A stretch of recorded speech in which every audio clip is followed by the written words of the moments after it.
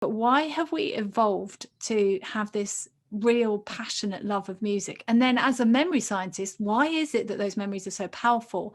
Why is it that you only need to hear a tiny bit of a song or even just see the title of a song to be completely thrown back to a particular moment in your life?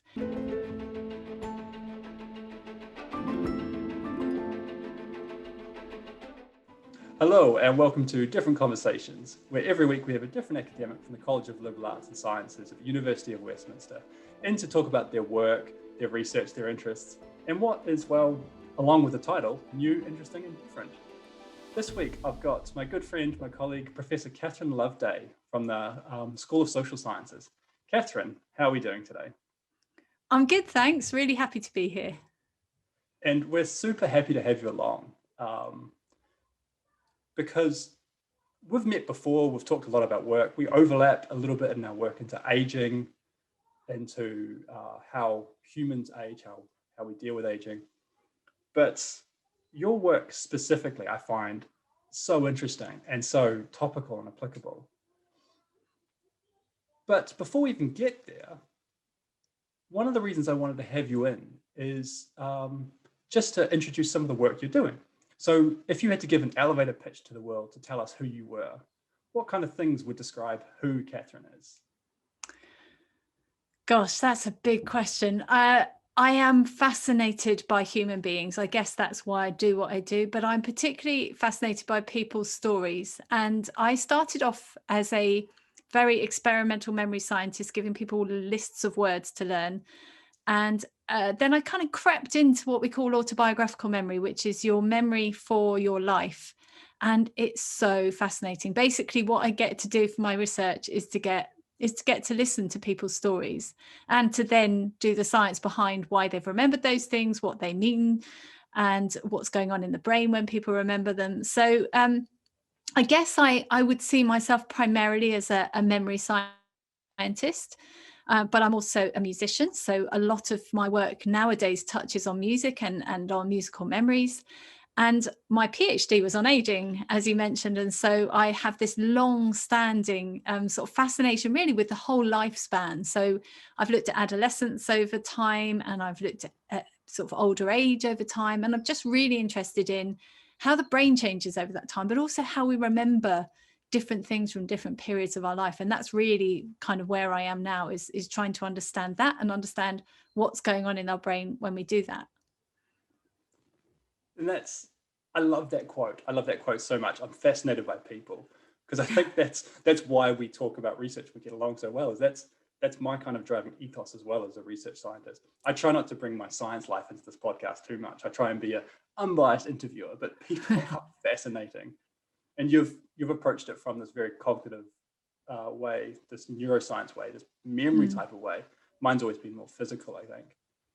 But this is how I know you. I know you as a person who specializes in the brain over life course.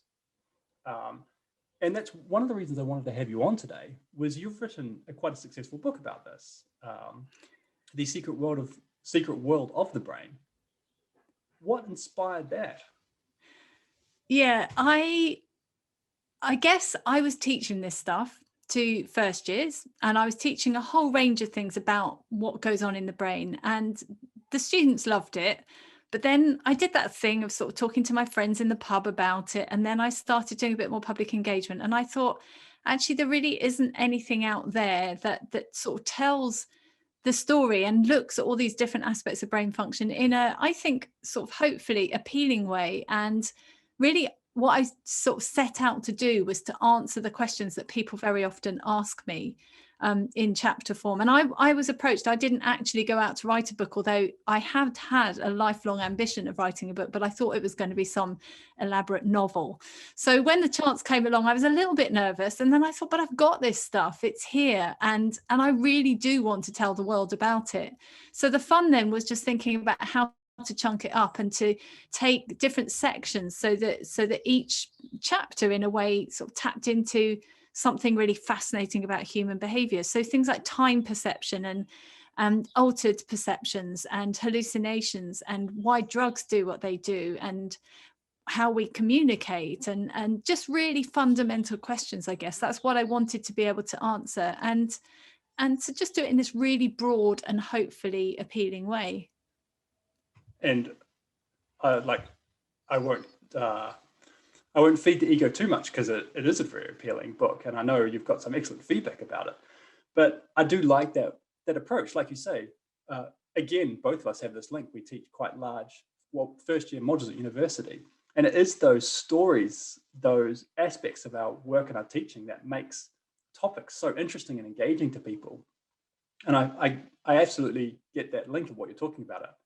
I talk to my students about this. I talk to my friends at the pub about this. And this is the stuff that people find interesting. Communicated well is so fascinating. And communicated poorly is those memories you've got of falling asleep in a lecture theatre that's probably too dark, too warm, with a too monotone voiced man standing there talking very slowly and patiently. And that's the opposite. But there is these things that this is the stuff I find cool, honestly. Yeah, and one of the things I'm really passionate about is myth busting. So a huge number. So throughout the book, I have these myth busters, and I try to sort of tackle some of the ideas that people have that are based in no science at all. You know, the idea that we only use 10% of our brain power at any one point. I mean, those ideas have really taken hold, and myths around left and right side of the brain. I just wanted to present the science as I understood it and as I knew it, in a straightforward way, and a way that got to the bottom of what's real and what isn't real, or what has evidence and what doesn't have evidence. So let's talk about some of those then, because today is International Women's Day. And if I was more organized, I would have recorded this 2 weeks ago. So we could have released this podcast today. Instead, we're recording it today, and I'm calling it kind of a tie. But one of the questions in the blurb for your book is, one of the reasons I wanted to have you on, is that real famous kind of prevalent idea that men and women are fundamentally different. And you have it here: are men and women's brains actually different? So, Professor Catherine Loveday, are men and women's brains actually different? So I'm going to give you the long answer to that question. I want to first of all admit that I actually left this chapter till last to write. It's actually quite early on in the book, but I was really scared about writing it. I thought, this is such a controversial topic. It's really difficult to get it right. So I left it to the end. I procrastinated and put it off. And actually, when it came to writing it, I loved it. And it's one of my favorite chapters. And it's one that I very often go out and talk about at schools and things like that. Actually, not often on things like International Women's Day. And the answer is, men generally have bigger brains than women on average. But the actual differences are very, very small. And there is a huge overlap. So and this is just talking about the size of the brain. Once we start to dig down to different structures, well, yes, it looks like there are certain structures that on average and across a huge number of people are slightly different in men to women. But just because you might have a hippocampus that's more male, you might have an amygdala that's more female, if you see what I mean. So each structure, was some fascinating work that came out a few years ago, where they showed that you could kind of effectively look at each different structure of the brain and say, this is the typical male amygdala, this is the typical female amygdala. But the key thing is, firstly, there's this massive overlap. Secondly, you don't necessarily have male structures that are all the same, or female structures that are all the same. And then there are lots of additional problems. So even if we acknowledge that some of these differences are there, there's a big publishing bias. Science journals like to publish the differences. They're not so bothered about about publishing where there are no differences. So we have a bit of a publishing bias. And then there are two really kind of extra problems. One is that just even if we assumed that the brains were slightly different, even if that was true, and as we say, the overlap is tiny, even if that was true, the function does not necessarily follow. So even if my hippocampus is slightly different to yours, it doesn't mean that I remember differently to you. And the sort of overlap between structure and function is not as sort of strong as some people assume. And then we have probably the most fundamental thing, which is the nature-nurture problem. And as you know, and as many people understand now, that the brain is plastic. It's adaptable, it's flexible, it changes in response to our environment. And one of my favorite things to say to students when they come into like a learning and memory lecture is that when you leave this room, your brain will be physically different to the brain that came in. You don't just remember stuff by magic. It's not sort of written down in a little notebook in your head. Your brain physically changes in response to everything we learn, everything we hear, everything we do. And that adaptability and that flexibility and that changing of the brain means that we are so hugely a product of our environment. And so most of the research shows that once you strip back these kind of the sort of gendered world that we live in, you see very, very few differences. So even where those differences exist, you would have to get a baby at birth where the parents had not known to really be able to get that. And that research has largely sort of not been done. And there's a great example of this. This is my favorite example of this. So this is looking at sort of function of the brain rather than actual structure. But it was a study that was done where they gave boys and girls the same task to do. And it was a drawing task. They had to sort of copy a fairly elaborate drawing. And they told the girls, they told half of them it was a drawing task, and they told half of them it was a geometric mathematical task. Now, you can probably guess what happened, but when they told them it was a mathematical geometric task, the boys did better. When they told them it was a drawing artistic task, the girls did better. Exactly the same task, scored in exactly the same way, but whether you describe the task as a typically female task or a typically male task influenced how well people did on that task. So the point is that right the way along, we're bringing our history, we're bringing our world, we're bringing our expectations with us.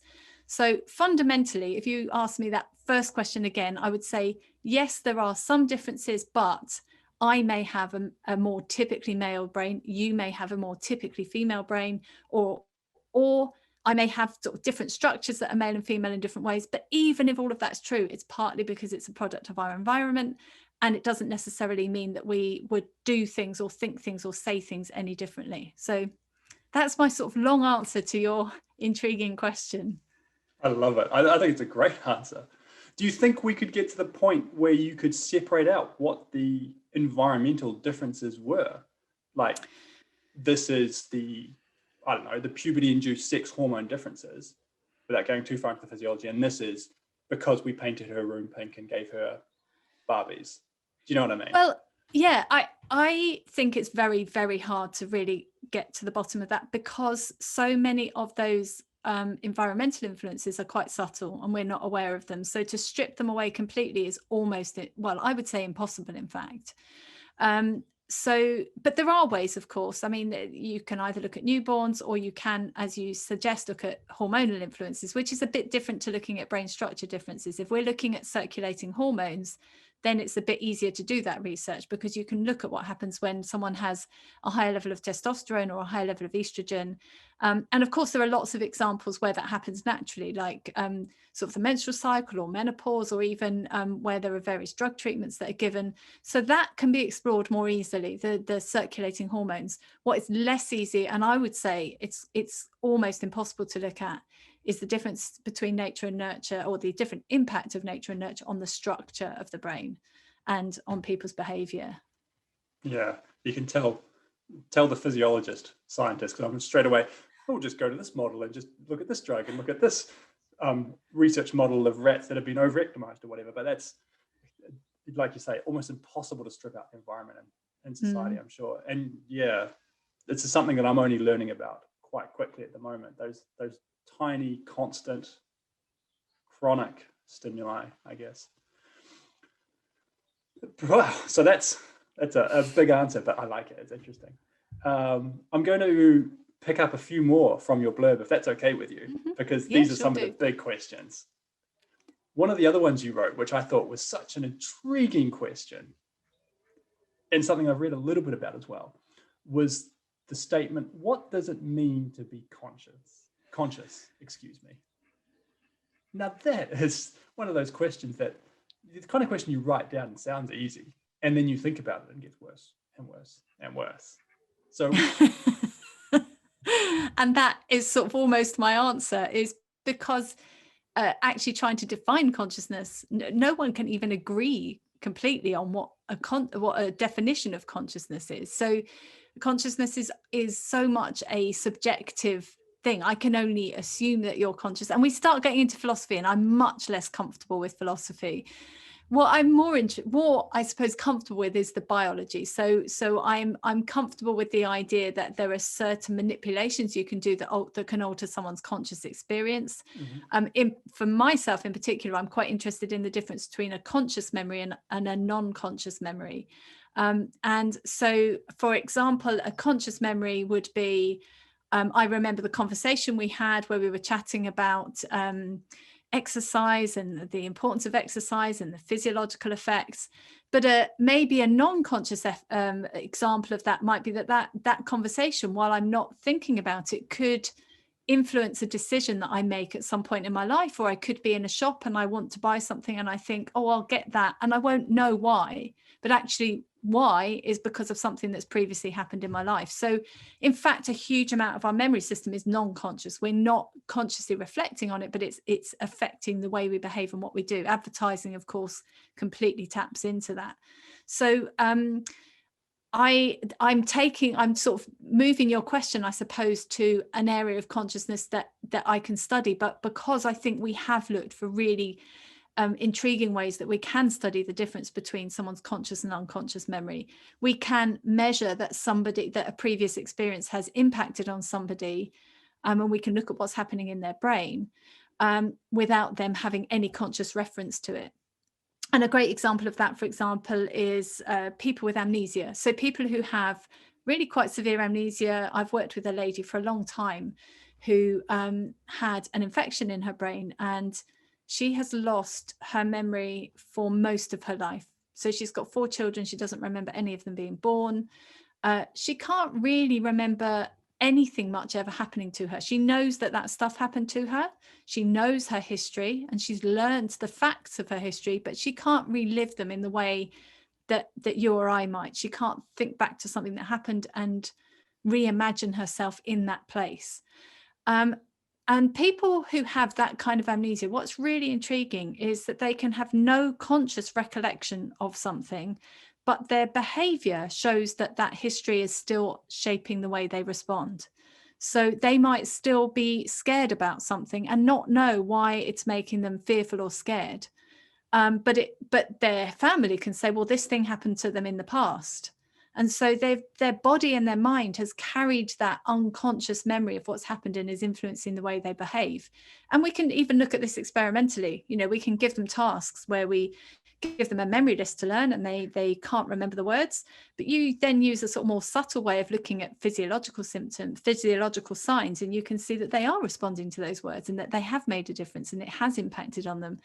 So those are the kind of experimental things that we can do. We can manipulate people's levels of consciousness, and we can look for patients that have lost certain aspects of conscious experience, and we can see what is different in their brains.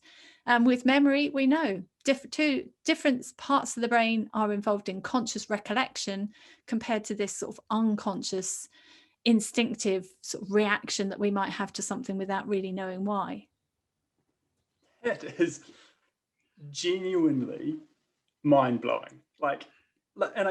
So I'm going to try and piece my brain and understanding back together after some aspects of that. So we have a conversation, I remember aspects of that conversation, and that's conscious memory. But you tell me something's healthy or something, and I don't remember why I make a decision, but that's unconsciously affecting future behavior, an unconscious memory. And those are stored, maintained somehow differently in our brains, therefore, because you give the example, that amazing example of your amnesia patient, who people who can change their behavior but don't remember or understand consciously what it was that's done that. That's fascinating. And habit behavior, when we do things automatically, and a lot of what we describe as our procedural memories. So these are our memories for actions, like knowing how to walk and being able to ride a bicycle. You don't remember learning to ride a bicycle and you don't really know how you do it. And you don't think, when I'm on a bike, gosh, I've got to balance and I've got to do this and I've got to do that. That's just all stored and it just happens automatically. So it's really efficient for our memory system to put a load of this stuff into something that doesn't require us to reflect and consciously sort of give attention to it. So huge amounts of our functioning is based on memories that are stored and that we don't consciously access but are there. And sometimes we could consciously access them if we wanted to.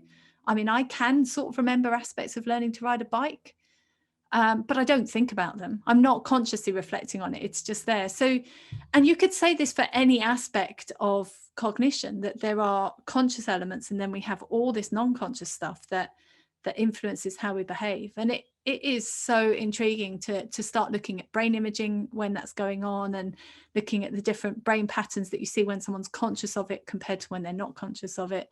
So it's a huge area.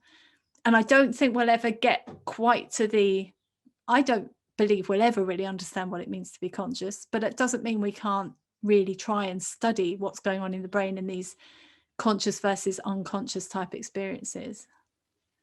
So now you mention it, you're right. I distinctly remember crashing a bike into a fence in my backyard when I still had the trainer wheels on the back of my bike. And I must have been 4 or 5. And I knew about pedaling, but I didn't know about braking yet. And that's when I learned that hills were bad. But so that, these are one of these conversations that make me sound even less articulate than I normally am, because I'm just trying to catch up with the ideas you're throwing at me. So that suggests all sorts of really cool things, but I guess the one that I'm going to try and drag us onto, so I sound like I know what I'm talking about, is you do a lot of work in almost queuing up memories to try and study people's memory. And specifically, you use music a lot. You mentioned at the start, you're a musician as well. We find out through these interviews that a lot of our academics are just amazing all round, not just academically. You've got the Beatles poster in the background, I see. Yep. That's a clue to your musical heritage. So how does music tie into our memory and awareness, and how does that tie into you?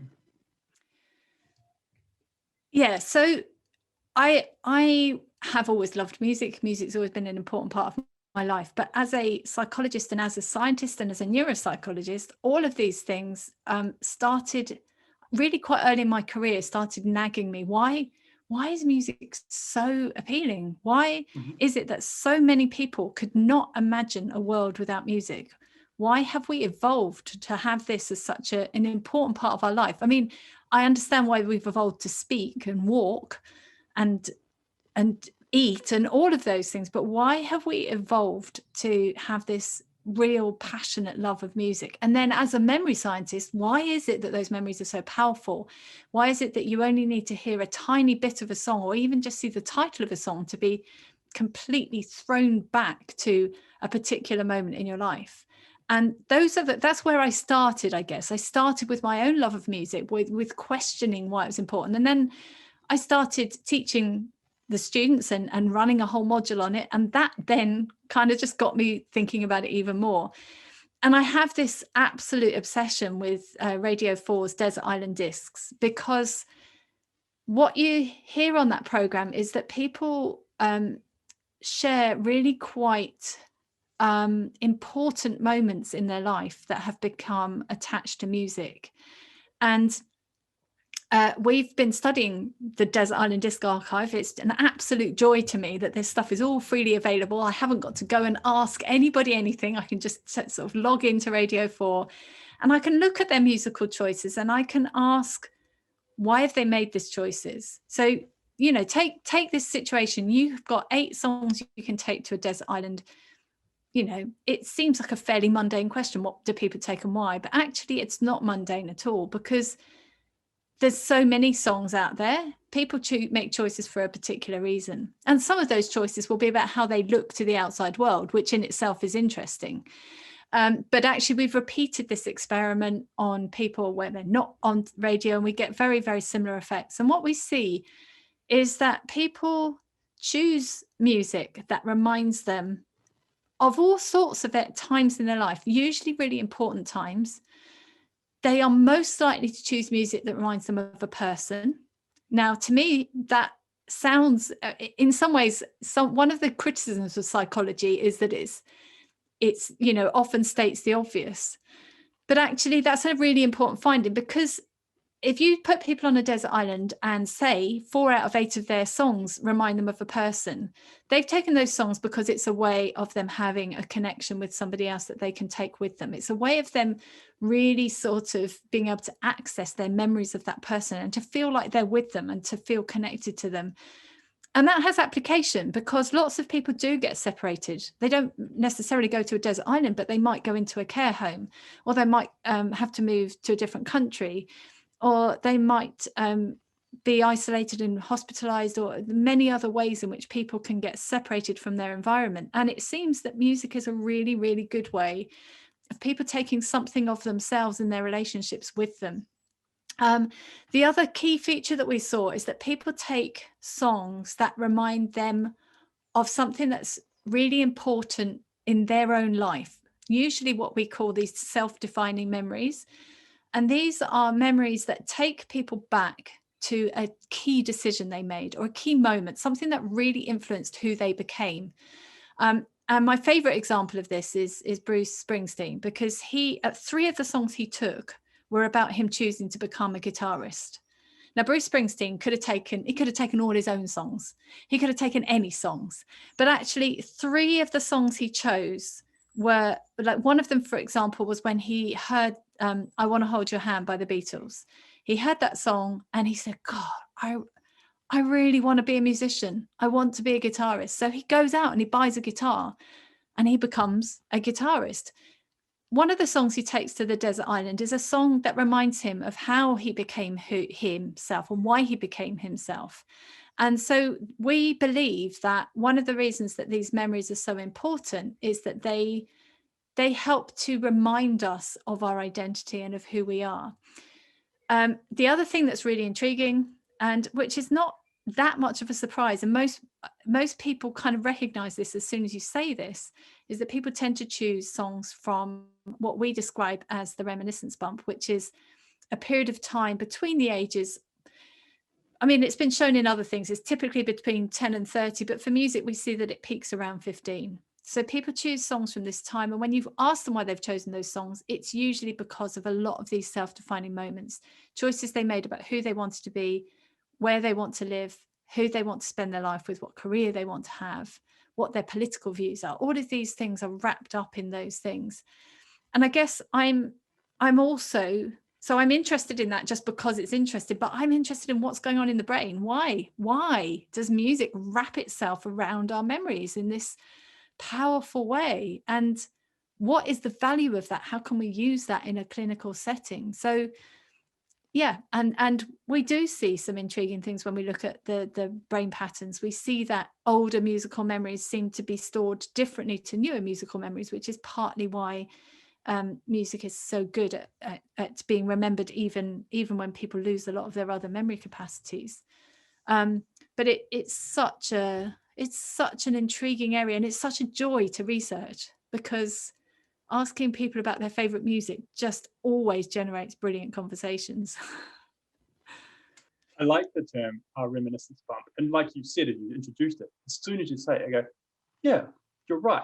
Those kind of the music that I define as my teenage years are those that have the strongest association of memory for me.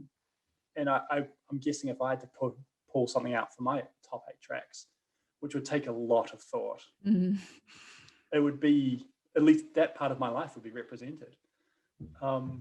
Is it music specifically? Like, I'm thinking about other senses, like the ability of a dish to take me back to the place or the time, or lemon tangine for me will always be the Atlas Mountains, hiking to the Atlas Mountains. Being too cold for me will always be some very important years of my teenage years growing up in the north of Canada. So is music special, or is it a sensory thing for humans? So it's a bit of both. So we do know that happens. You can cue these kinds of memories with all sorts of things. And there are some arguments that certain senses will take you back, are more likely to peak at different points in the life. I mean, most stuff tends to peak at the reminiscence, that typical 10 to 30 sort of age group. And there's a number of theories as to why that is. But there have been some suggestions that smell, for example, and taste might be a little bit earlier. And it may be that those senses develop a little bit earlier, or that there is a stronger connection to the memory system. But what we found in our research, so I worked with my PhD student, Amy Roy, we've done a whole series of experiments where we have tried to compare music to things like objects and photos and clothing, actually, which is a really interesting one. And what we see is that music is the most reliable for it, and it has the most powerful reminiscence bump, and it has the strongest levels of nostalgia. So we do still see that those patterns emerging with other types of stimuli, but music just seems to be particularly powerful. And it just, like, we've tried testing it in, I can't tell you how many different ways, and we always get the same effect. And the thing that intrigues me about music is that it's the memories associated with music, but it's also your memory for music. So if you give someone a memory test and you give them really tiny, tiny short clips of music, just so we do it with half a second of music, people will identify that music quicker if it's come from their teenage years, even if they don't like the music. And on the flip side, people have a preference for music from that time. So the two things are independent, whether you remember it and recognize it better, whether you prefer it, and then finally, what memories you have associated with music from that era. So it's just, it doesn't matter how you carve it up. Music seems to have a really sort of there's real longevity of music that we experience in that time. And the research seems to show that once we get to about 30, we will listen to other music. And some people are incredibly adventurous, and some people do choose music from later in their life. But it never seems to take hold in the same way from that age on. And that, I don't think, is so true. Like we see with photos, that often people will choose photos from much later in their life. So there's something about music where it has this peak and then it kind of dies back. But the other really intriguing thing is that that cascades backwards. So you see the picture of the Beatles in the background. Now, I was, the Beatles, I was born as the Beatles kind of recorded their last song. So it wasn't really part of my teenage years, but it's part of my parents' teenage years. And so I listen to it because they're listening to their reminiscence bump music. And so I then am listening to it when I'm a teenager because it's getting played in the car and it's being played around and so on. And then now my son is a massive Beatles fan. So 2 generations down, and you can see this in the data. So when you look at the data, you see a peak for your own period of time, and then you see a peak for your parents' reminiscence bump, and you even see a peak for your grandparents' reminiscence bump, which I think tells us something about how music is being transmitted down the generations and how we use it as a way to connect and bond with people. That's so cool. I love the idea of there being like peaks and troughs in every 30-ish years in your reminiscence bump of music. That's so cool. It is really great. You almost hinted at it there, because I'm just mentally scratching off questions I have for you, because these answers are so interesting, and replacing them as we go. But you kind of hinted earlier at this, like, is there some sort of evolutionary reason why sound and music is so important? And then you hinted at there as some sort of complex social tool we use culturally. So is that part of the reason why you think music is so dominant in a human culture that relies on generational links? It provides us that link. Yeah. So what I think, the reason, I mean, there are many reasons that music is probably important, and there have been many theories put forward. But if you ask me my opinion, I think it's because it taps into our fundamental emotion system. And so we have words, but the words without music have limited meaning. As we know, if we send a text message and it gets misunderstood, you haven't got the music around it. You've just got the words. And you can use emoticons, and you can use, all sorts of things to try and put it back. But fundamentally, what gives our words their meaning, their emotional content, is the melody, the pitch, the rhythm, the timbre, the characteristics of the voice. All of those things are what convey whether I'm happy, whether I'm sad, whether I'm interested, whether I'm bored. And so the emotional content comes from music. And even if you strip away words, we convey the most basic of emotions: screaming, laughter, crying, anguish. All of these are essentially pitch, rhythm, and timbre. They are how we musically what we do with our voice musically. And so I think that what music does is that it taps into that fundamental emotional communication system. And that is why we connect with it so easily. We're primed to respond to music from the minute we're born. Before we understand words, the only way we can understand what our parents are saying to us is through the pitch and rhythm and timbre of their voice. And right the way through our life, it still becomes how we read people, how we understand them. So I think we are primed to respond, to give attention to musical signals and to respond emotionally to them. And that's why I think that's my kind of philosophical reason for why I think we have evolved to have such a passionate relationship with music. Yeah, fair enough. And is that why so much of your research into memory recall and aging, when we start to suffer the effects of cognitive decline and loss of memory, is that such powerful cueing factor from that reminiscent bump era music? That's what your work is about, right? Yeah. So I think one of the things that we found about, I did my PhD looking at memory and aging and trying to understand how memory changes as we get older in a healthy capacity, someone who's healthy.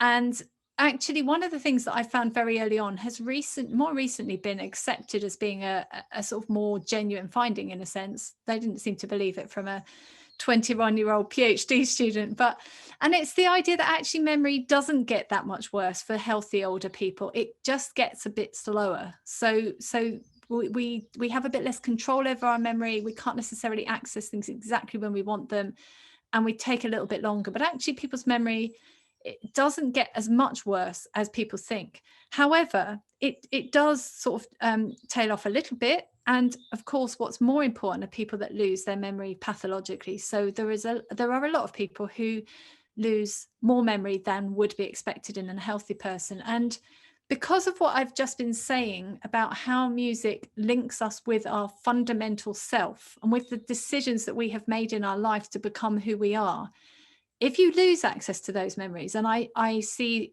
people where this has happened, obviously, it has a profound impact on you. If you can no longer remember why you chose to become a scientist, why you chose to work at the University of Westminster, why you chose to do anything, if you can't remember those decisions, you lose something of you. And so one of the things that I think music does really powerfully is to cue those memories back again. It's to cue those memories that remind you of who you are and why you became you, and to cue memories of that adolescent period, which is utterly crucial to those changes those decisions we make. And so I am really, really interested in using music to help older people, particularly those with pathological memory loss, to connect with those memories that make them who they are, and give them a sense of foundation. There's I just happened to finish reading Adam Kay's book, This Is Going to Hurt, which those who haven't had a chance in the audience is a book about a junior doctor describing the first 6 years of his life. And there's a point he comes back to a lot about, as a 16-year-old deciding to become a doctor or not, because in the UK's education system, you have to decide kind of that young. Yeah. So those are such formative years for so many people, I guess. And I think I can understand where you're coming from, essentially. Going full circle to losing that unconscious, what do we call it? I've forgotten the word, unfortunately, unconscious memory about who I am, which must be difficult, So we're going to talk way too much, and this is the kind of conversation we're going to stop recording and then keep talking for another hour after, which is what I'm worried about. But the one specific question I wanted to make sure we got a chance to mention was what next? Because you're an active researcher, you're still working, you're still doing a lot of work. We've talked a lot about what you have done, but where are you taking it? What's next for you in your work?